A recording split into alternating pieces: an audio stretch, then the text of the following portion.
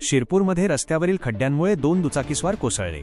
ग्रामपंचायत व पीडब्ल्यूडी प्रशासनाविरोधात नागरिकांचा तीव्र संताप. शिरपूर जैन शहरातील राजमाता जिजाऊ चौक ते बस स्थानकाकडे जाणाऱ्या मुख्य रस्त्याची अवस्था अत्यंत बिकट झाली आहे.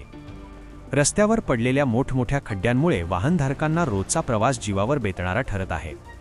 शनिवारी या मार्गावरून जात असताना 2 दुचाकीस्वार थेट खड्ड्यात कोसळले.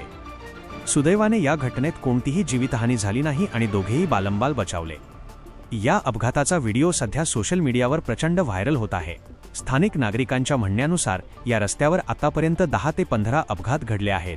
तरीही ग्रामपंचायत प्रशासन आणि सार्वजनिक बांधकाम विभाग पीडब्ल्यूडी याकडे सोयीस्कर दुर्लक्ष करत आहे. या मार्गावरून स्थानिक लोकप्रतिनिधी, आमदार आणि खासदारांची सतत ये-जा सुरू असते.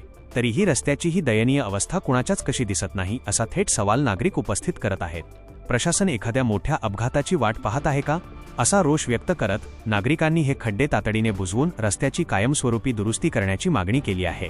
वाशिम जिल्हा प्रतिनिधी जावेद धन्नू भवानीवाले. अशाच नवनवीन बातम्यांसाठी चॅनलला सबस्क्राईब करा आणि पाहत रहा MH न्यूज मराठी.